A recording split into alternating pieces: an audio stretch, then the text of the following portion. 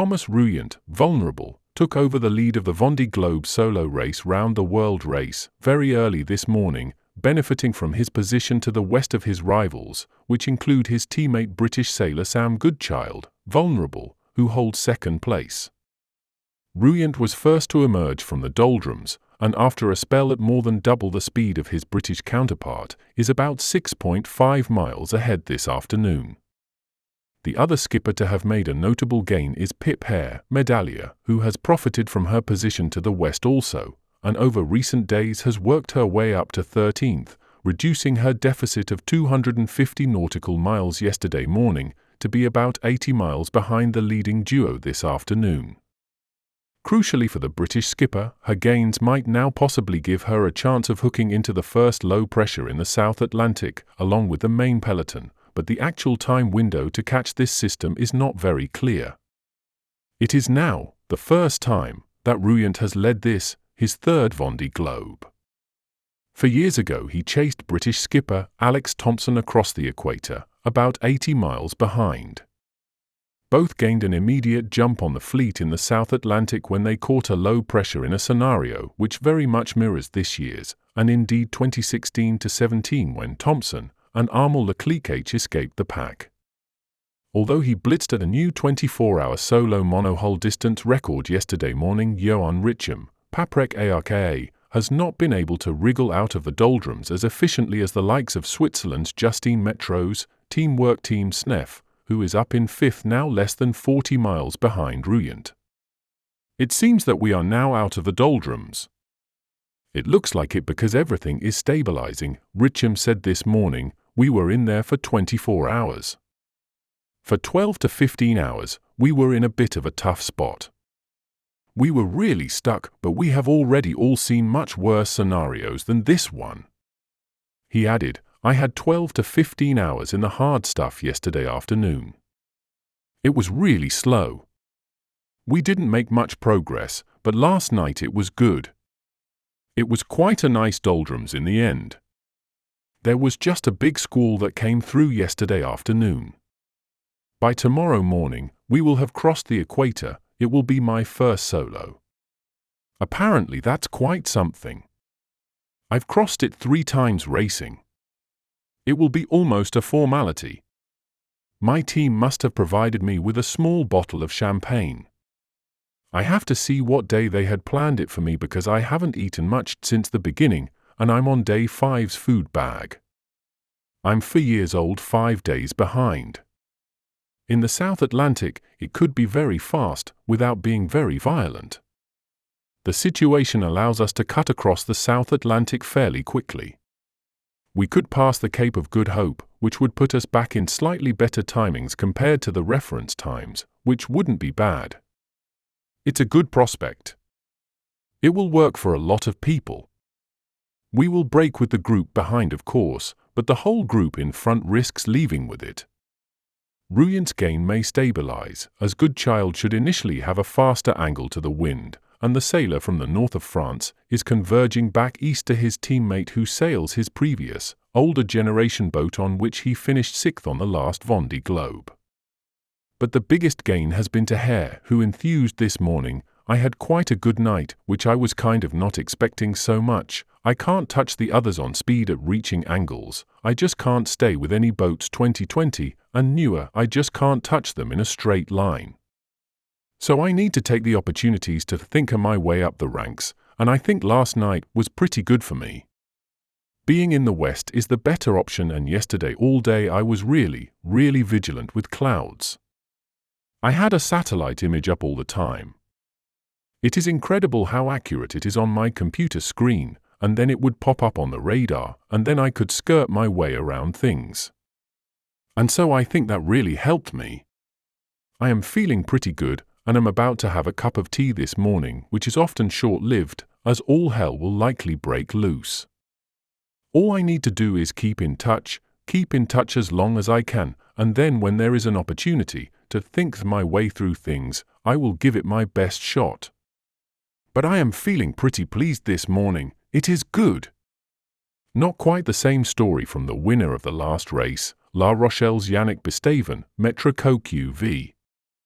The doldrums were intense, with quite a few squalls and very unstable winds, both in strength and direction, but they were relatively short-lived.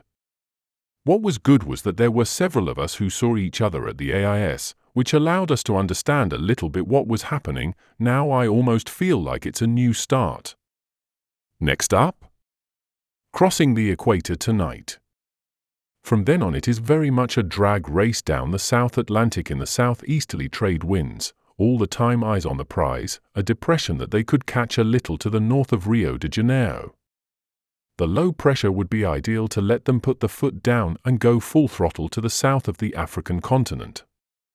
If this scenario plays out, it would similar to the system which propelled Alex Thompson and Armel Leclerc to the Kerguelen Islands at full speed during the 2016 to 2017 edition.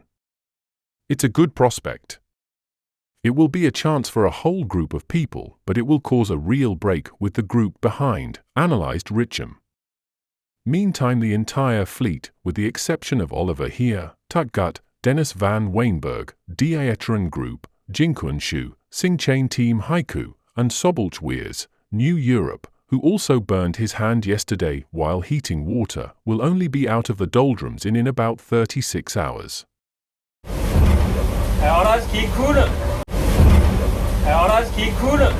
et l'avantage d'être en tête, c'est que je vais être le premier d'une longue série de vidéos pour le passage de l'Équateur. Et voilà, et c'est sa traditionnelle offrande à Neptune. Voilà, du coup j'en profite. Et pour ça, j'ai le bon vieux rhum de mon pote Pierrot que vous connaissez. Allez, on va aller faire l'offrande ensemble. On va essayer de ne pas se faire trop rincer.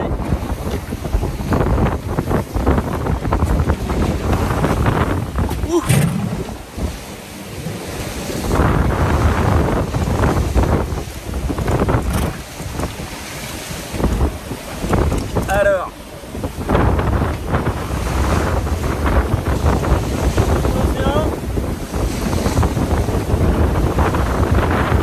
pour le bateau,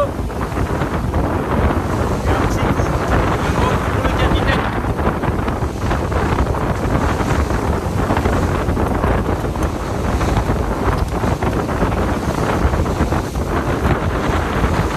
Voilà, c'est fait, on est dans l'hémisphère sud. Presque au moment du coucher de soleil.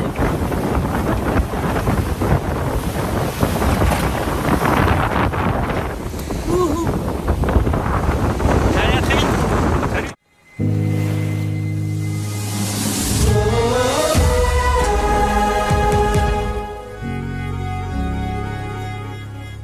Hello, it's Sam. We're out of the doldrums and it's hot. Got my new best friend, little Fanny, keeping me cool. And we're going fast again, which is nice. Oh, flying fish.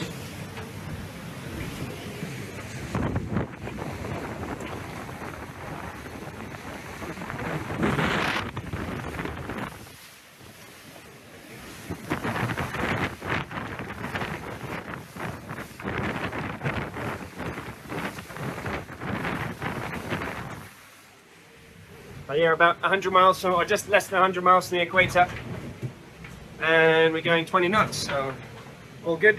See ya.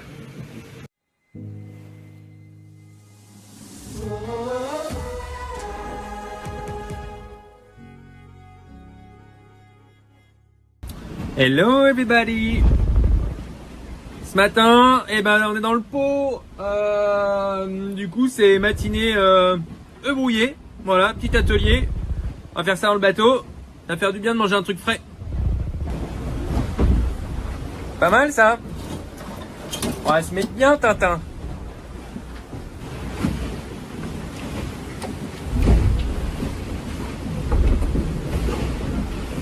Ça va faire du bien ça. Et voilà, les petits œufs brouillés du matin, parfait. Voilà, il y a 9 nœuds de vent là. Ça c'est plutôt cool. Bon, l'angle c'est pas encore ça, mais au moins ça avance. Ça avance. Ça avance, on s'est pas arrêté quoi. Voilà, allez, bon petit déj.